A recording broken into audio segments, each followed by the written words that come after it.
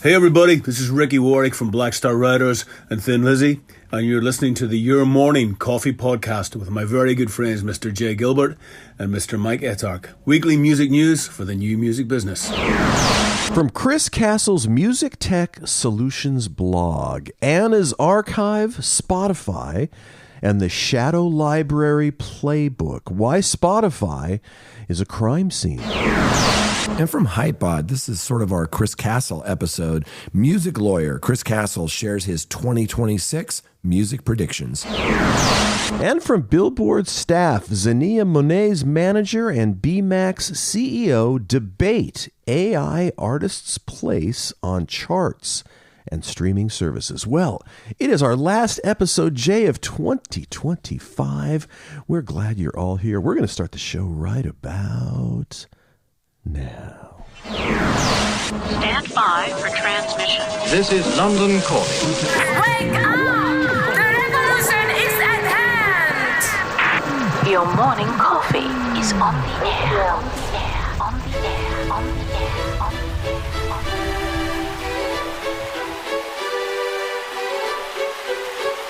Standing by.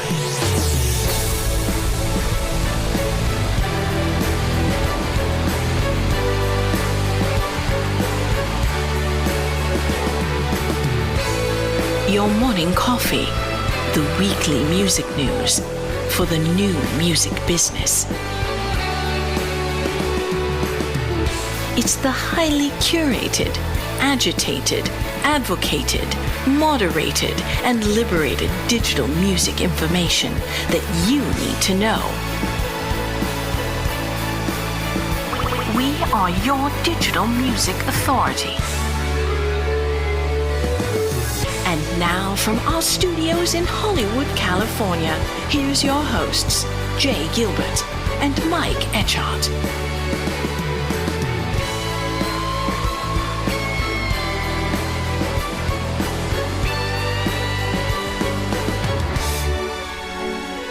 Jay, it is so good to see you. We have been chatting.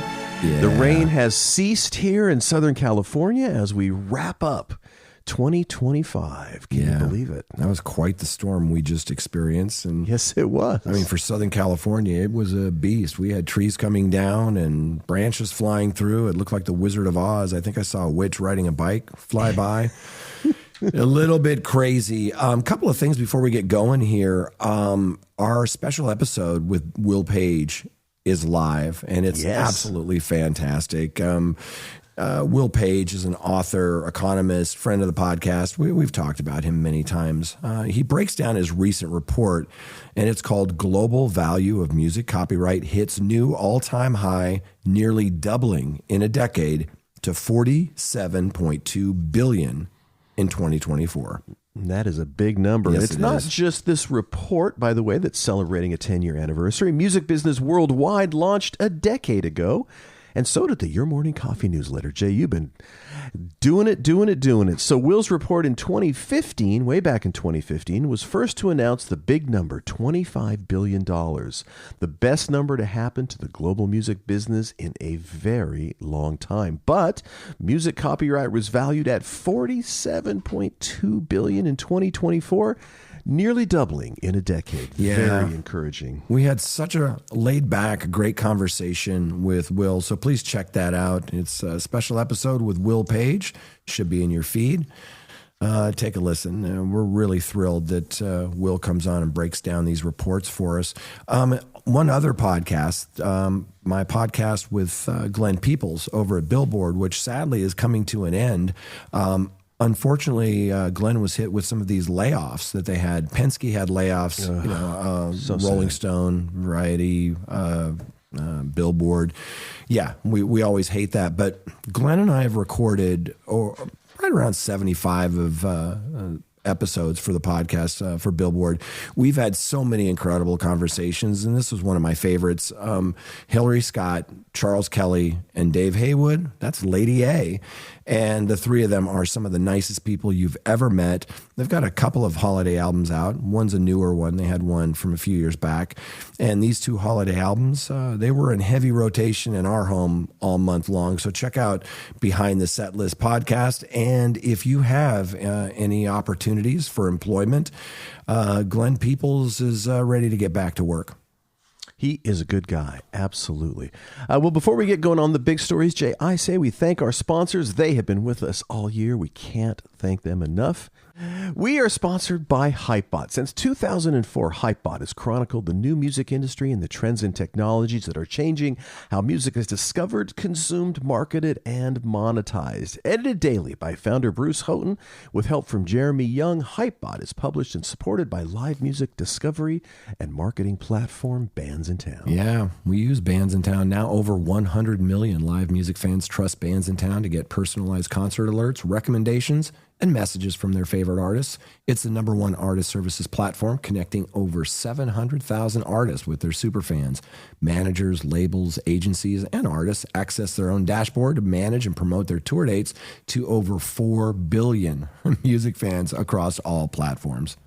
Every time I look at that number, I'm like, 4 billion? That's just unbelievably huge. That's a lot. And every week I get to hang out with, every week, by the way, of going back to 2020, I think. Are we really heading into our 6th year? My goodness. Yeah. I get to hang out with this guy, Jay Gilbert, music industry consultant, curator of the wonderful and weekly Your Morning Coffee newsletter, and a former executive with Universal Music, Sony Music, and Warner Music Groups. Yeah, and every week I get to do this podcast with my friend Mike Etchart, longtime host of Sound and Vision Radio, formerly of SST Records, Warner Music, Capital EMI, and Universal Music Group. And yeah, we've passed well over 300 episodes. This is regular episode number 281, I think, but we've done, I think, 25 or 30 sort of special bonus episodes. So we're well over 5 years and 300 episodes, and more to come. We were just talking before we hit record that we've got a couple of special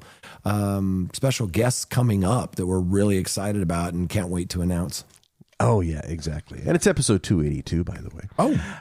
But let's jump into the stories, Jay. Yeah. This past week, in case you missed it, a pirate activist group called Anna's Archive has allegedly accessed 86 million Spotify audio files and the metadata.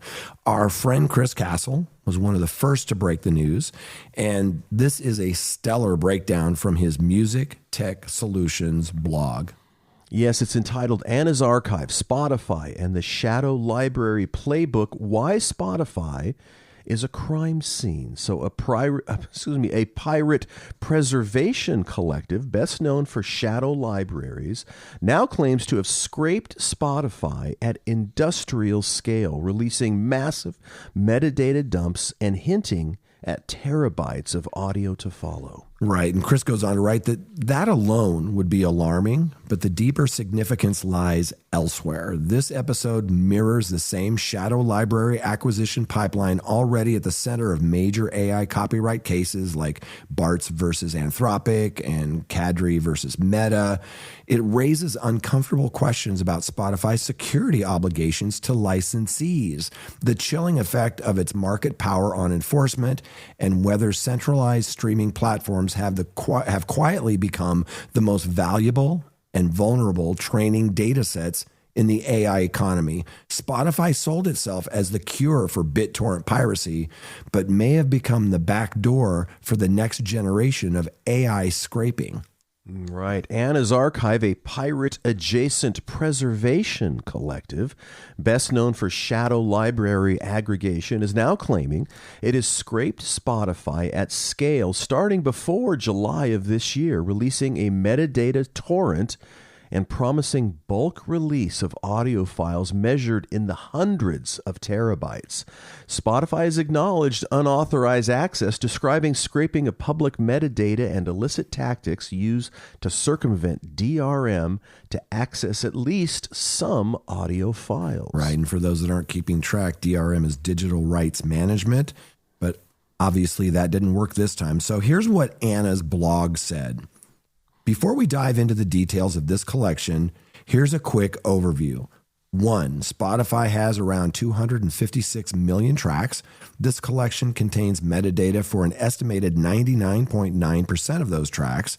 Number 2, we archived around 86 million music files, representing around 99.6% of listens. It's a little under 300 terabytes in total size. That is massive. And number 3, we primarily use Spotify's popularity metric to prioritize tracks.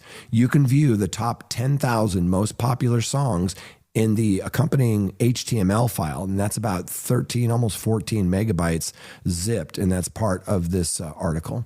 So they said for popularity greater than 0, we got close to all tracks on the platform. The quality is the original Ogg Vorbis at 160 kilobits per second. Metadata was added without re-encoding the audio, and an archive of diff files is available to reconstruct the original files from Spotify, as well as a metadata file with original hashes and checksums. They went on to say for popularity around 0, we got files representing about half the number of listens, either original or a copy with the same ISRC.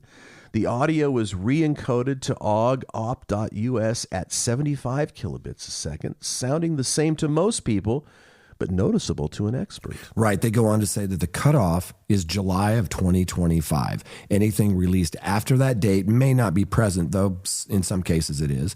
Number 2, this is by far the largest music metadata database that is publicly available. For comparison, we have 256 million tracks, while others have between 50 and 150 million. Our data is well annotated. For example, Music Brains, they have about 5 million unique ISRCs, while our database has 186 million. The other one is that this is the world's first preservation archive, in quotation marks, for music, which is fully open, meaning it can be easily mirrored by anyone with enough disk space. Who has 300 terabytes of disk space? Unbelievable. Well, Chris writes, the immediate story will be framed as piracy. But for Spotify, the real exposure is corporate and contractual. As a public company, Spotify has to manage security and platform risk disclosures in a way that doesn't mislead investors, and it has to satisfy rights holders that its delivery architecture meets the security commitments embedded in licensing practice. If tens of millions of full-length files and user-linked playlist metadata were extractable at scale, the question isn't only who infringed, it's whether Spotify's controls, incident response, and contractual assurances withstand audit, cure, and reputational scrutiny. This is not just a piracy story or corporate disclosure embarrassment for Spotify. It is a familiar pattern for anyone tracking the book dataset litigation side of generative AI. Shadow libraries as industrial infrastructure. And that sounds like a billion with a B. Right. So he goes on to say that the Shadow Library pipeline, from books to music, in the major AI copyright cases involving books, like Bart's versus Anthropic and Cadre versus Meta, the recurring issue has not merely been whether training is fair use, but how the training corpus was acquired in the first place. Allegations in cases such as Bart's versus Anthropic and Cadre versus Meta, they focus on bulk ingestion of pirated works from shadow libraries like LibGen and Z-Library and Anna's archive as an upstream act distinct from downstream model training and fair use.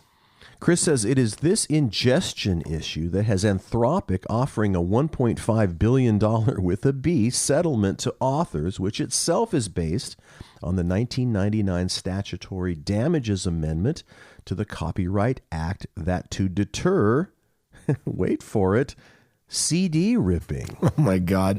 The Spotify scrape follows the same architectural logic, swapping books for tracks, and the structure seems identical. A centralized mirrored corpus assembled outside the licensing system, optimized for scale and perfectly suited for machine learning pipelines. Voila. Indeed. Well, Chris says the enterprise turn AI access for a fee. He says what distinguishes this moment is that shadow libraries are no longer operating solely as donation-funded activist projects to save humanity. Anna's archive has openly described an enterprise-style access tier offering high-speed bulk access to AI labs and other institutional users in exchange for large donations. You know, to save humanity. Yeah, right. So Chris goes on to write that this AI connection reframes shadow libraries as industrial suppliers in his view. The Anna's rhetoric may be preservation for the good of mankind, but whatever you believe the motives are, the product is data set procurement, precisely the bottleneck facing AI developers seeking massive, curated, labeled corpora. Right. So he says Spotify's security obligations and why market power matters. He says Spotify is not just a random consumer app.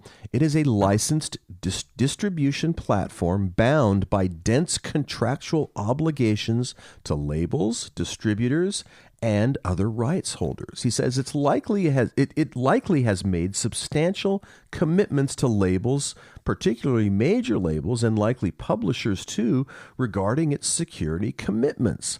Large-scale scraping raises questions that go well beyond copyright. Right, and Chris goes on to write a few of those, right? What controls existed to prevent automated extraction at scale?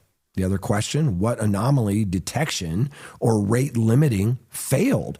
And then the third one, what representations were made to licensees about safeguarding licensed content? So here, Spotify's monopoly, or at least dominant market power, becomes its most effective shield. Even if licensees could plausibly argue that security covenants were breached, many are economically dependent on Spotify's distribution and algorithmic visibility. Enforcement is chilled not by law, but by leverage. Chris says the dog that didn't bark, user data. He said public reporting has focused on sound recording catalog metadata and audio files, but any incident involving large-scale access naturally raises a secondary question. What else was accessible through the same pathways? There is no public confirmation that user data has been posted, but not posted, in quotation marks, is not the same as not taken. Listening histories, playlists, device identifiers, or internal engagement metrics would be far more valuable off-market than in a public torrent. Right. Chris goes on to say, Spotify shareholders say, what's up? Public reporting that Spotify's system were scraped at scale, whether limited to metadata or extending to audio, raises issues that go beyond piracy narratives and into material risk disclosure territory. Spotify is a licensed platform whose core business depends on representations to labels, distributors, and artists about safeguarding catalog integrity and platform security. He says allegations of large-scale scraping, DRM circumvention, or control failures may implicate not only contractual obligations, but also cybersecurity risk factors that a reasonable investor could consider material. Right. So under SEC guidance on cybersecurity disclosures, companies are expected to disclose material risks and incidents, even where investigations are ongoing, if the nature and potential scope could affect operations, relationships, or revenue. The question is not whether piracy exists, it always has, but whether centralized control failures expose Spotify to licensees' claims, regulatory scrutiny, or renegotiation pressure that could affect future earnings. So Chris says, so far, and he says this may change any minute, so stay informed, Spotify's public statement in media outlets is something like this, in quotation marks: an investigation into unauthorized access identified that a third party scraped public metadata and used illicit tactics to circumvent DRM to access some of the platform's audio files. We are actively investigating the incident. Right, but Chris writes, Spotify is circling the wagons, and this non-statement statement tells you everything you need to know. Quote unquote, investigating plus quote unquote some audio files is classic damage control. The spin does three things at once. It narrows the scope, some audio files, without committing to facts. It deflects responsibility, third party, illicit tactics, and avoids quantification. No numbers, no dates, no systems. Chris says, but there is no acknowledgement of scale or contradiction. Spotify does not address Anna's 86 million file, 300 terabyte claim, or Anna's claim that files were Spotify native Ogg Vorbis. The presence of Spotify-specific file artifacts, the inclusion of playlist user-linked data. They don't even say the claims are inaccurate. They don't engage. Right.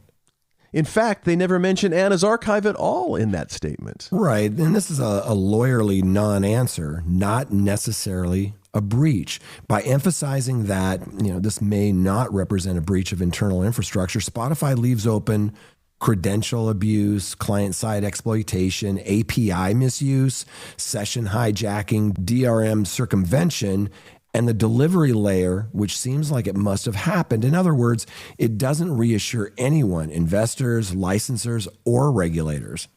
He says, let's not forget, Anna's archive wrote this up in a detailed blog post that is published on the internet. People know about it. It's believable but rebuttable. So rebut it.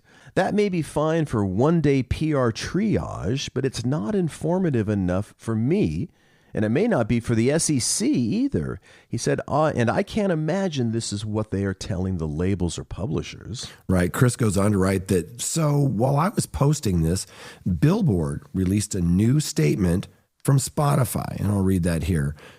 Spotify has identified and disabled the nefarious user accounts that engaged in unlawful scraping. We've implemented new safeguards for these types of anti-copyright attacks and are actively monitoring suspicious behavior. Since day one, we have stood for the artist community against piracy, and we're actively working with our industry partners to protect creators and defend their rights. Chris says, well, new safeguards solves everything.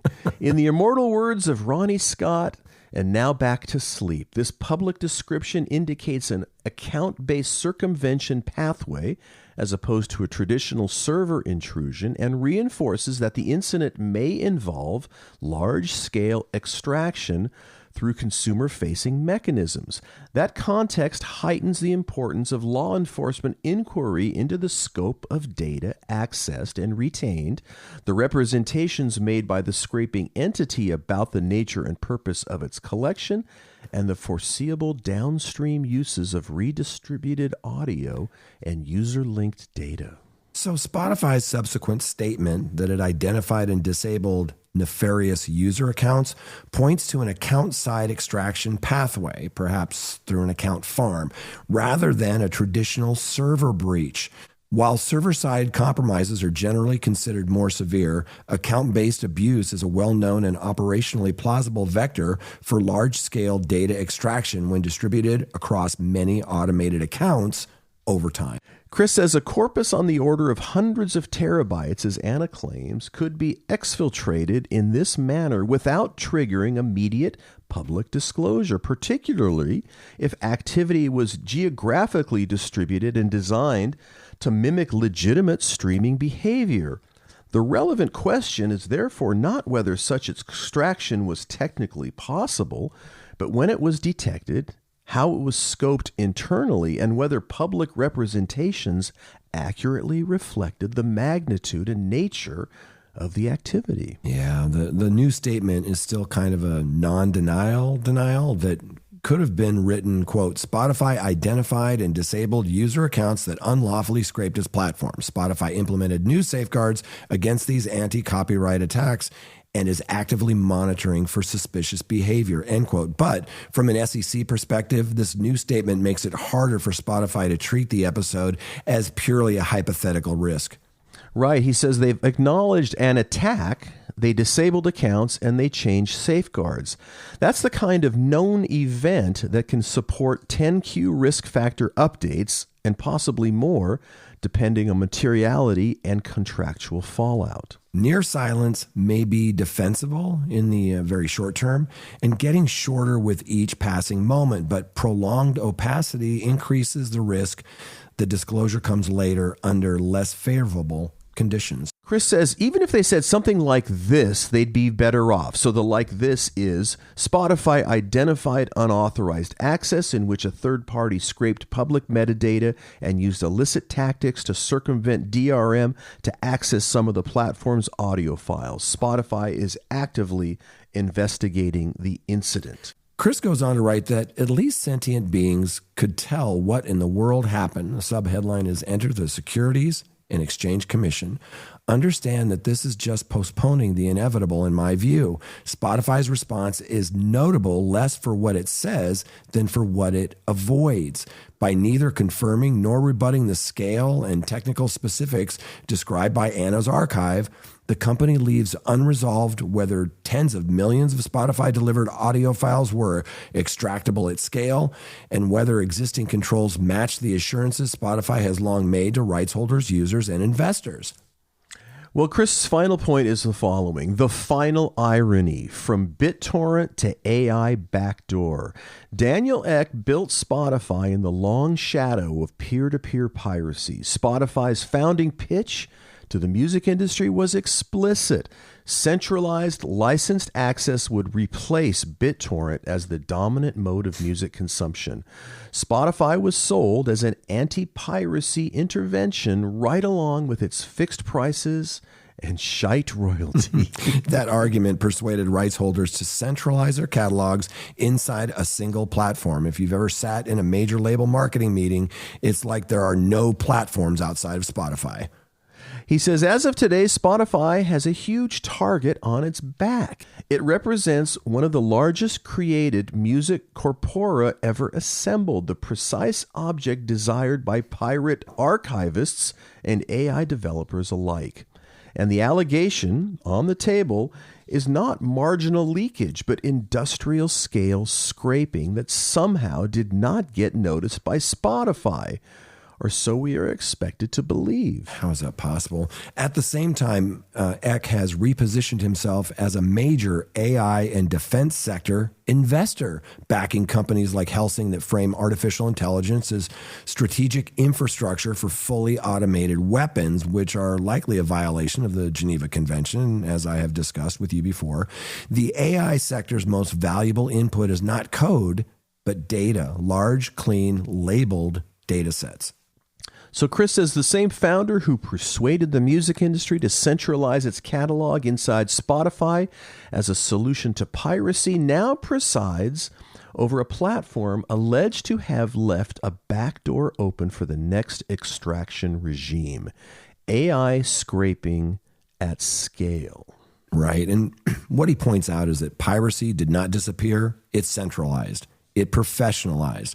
And now it has an enterprise pricing tier. Fasten your seatbelts. You can read the full piece at Music Tech Solutions. Chris Castle, absolutely a great job of breaking this all down for us.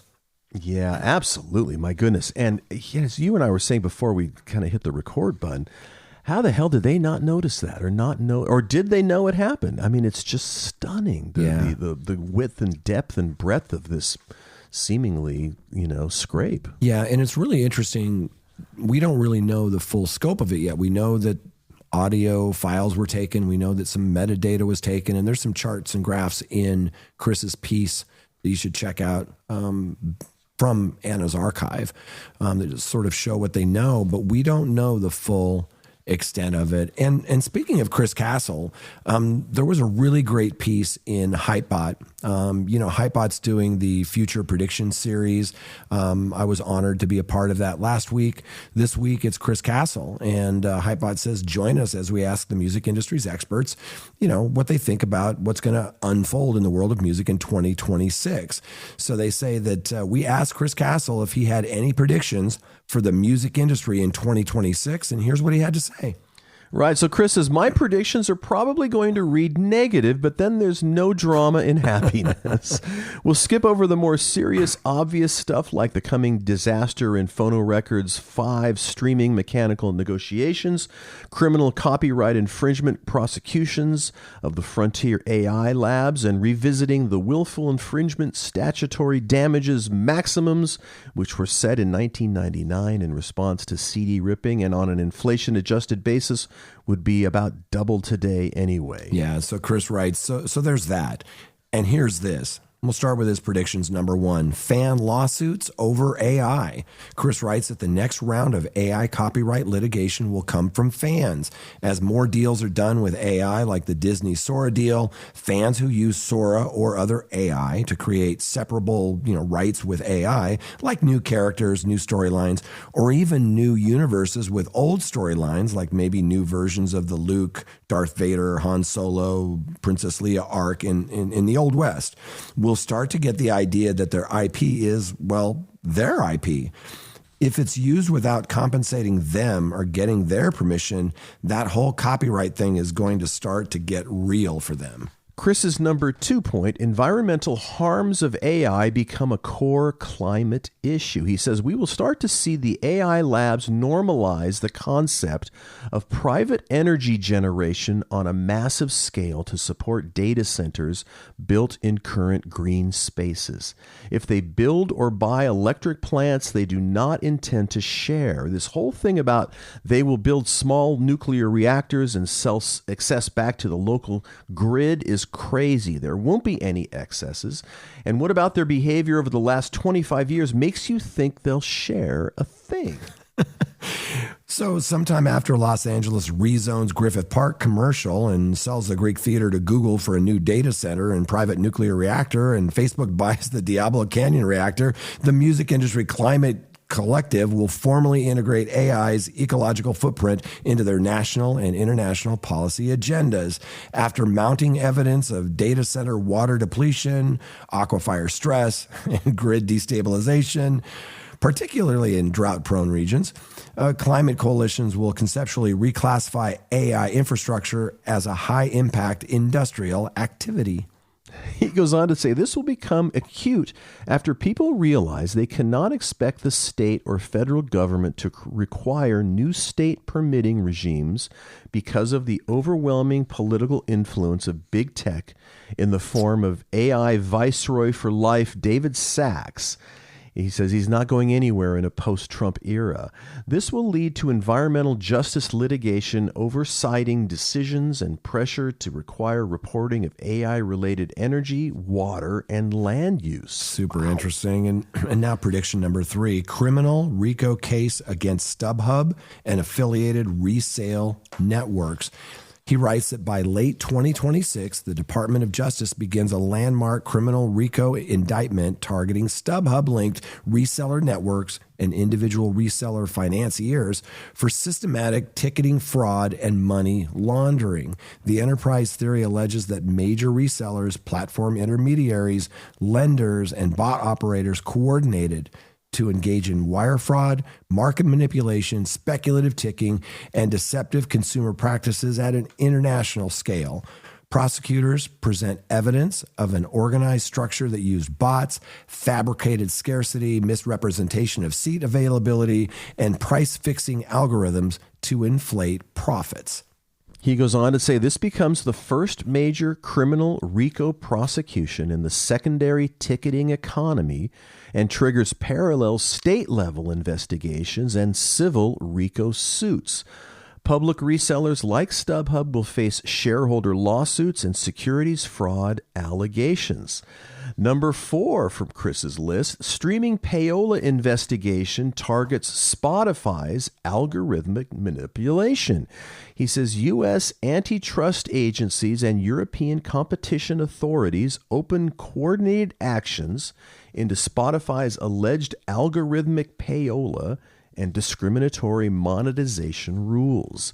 Investigators focus on whether Spotify's monetization thresholds, auto playlisting behavior, and private deals with distributors constitute illegal market allocation and self-preferencing practices.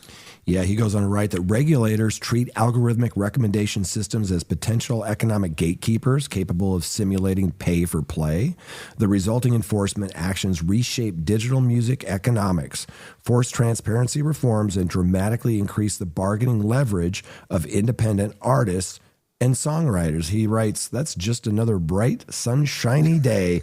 So really great predictions from Chris Castle, a couple of great pieces from Chris Castle, and I'm really excited to see what Hypebot has for other folks that are making predictions. And I like to print these things out and then sort of see what happens during the year. You know, some of these are a wish list, and then some of them, you know, are serious. They think they're going to happen this year. Yeah, they come to pass. So we'll see. And Chris is a big thinker. Boy, he is a big thinker. And I, you know, like when we spoke with Will Page on that special we just dropped, you know, I feel like I'm going to school whenever I listen to Will Page. And the same thing with Chris Castle. Man, he really digs into concepts and stories and what's going on out there. And I learn so much when I read his writings. I do too. And what I end up doing half the time is asking him to explain it to me. Like, exactly. You know, tell me about this thing, make it make sense. And he does.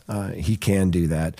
Our final story this week, this is from the Billboard Staff, and the headline is Xania, Monet's manager and BMAC CEO, they debate AI artists' place on charts and streaming services. This is a short piece, and we have sort of excerpts from it, but I thought it was really interesting because they write about the emergence of AI songs and how that brings up a divisive question. You know, how should streaming services and charts, including Billboard, treat these songs? Should charts and playlists be neutral playing field for whatever songs are popular, no matter how they're made?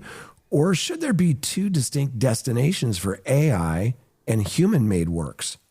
So these questions are made even more challenging when considering the growth of songs that fall more into the gray area in between human and AI works, ones that weave human-made and AI-made portions into the same song. Yeah, this is super interesting. Check out the video that accompanies this article that's in your morning coffee. To debate these topics, Black Music Artists Coalition, BMAC, the president and CEO, Willie Prophet Steigers, who was on a really great podcast with Dina LaPolte recently. You got to check that out. He was on this sort of panel with Monet's manager and founder of Die plus DRM, Ramel Murphy. And then they joined Billboard to share their differing points of view. Steigers shares the perspective that AI-generated artists shouldn't be on the same charts as human beings, while Murphy sort of feels that they should. So the duo also discuss about how radio should treat AI artists as well, referencing iHeartRadio's new policy, Guaranteed Human, which effectively banned most AI songs as well as AI radio personalities and podcasts from its airways nationwide. A policy that pulled Monet's own songs from radio just weeks ago. Watch their conversation in the link to the video in the Your Morning Coffee newsletter. It is fascinating. Yeah, and man, oh man, what a way to end 2025 with all of these issues. And we will certainly be picking them back up in 2026 in our first episode. Yes, sir. Well, it is time to wrap up the show. We do want to thank everyone for listening all year this year and years prior. We certainly appreciate that. And we couldn't do it without you all. So big thanks to our sponsors, Hypebot and Bands in Town. Again, thanks to their participation all year and heading into next year. Music was by the Licorice Quartet. And if you like the podcast, please just tell one friend. Jay and I would certainly appreciate it. So on behalf of my good friend Jay Gilbert, I'm Mike Etchart. Thanks for listening, and we'll see you next year on the Your Morning Coffee Podcast.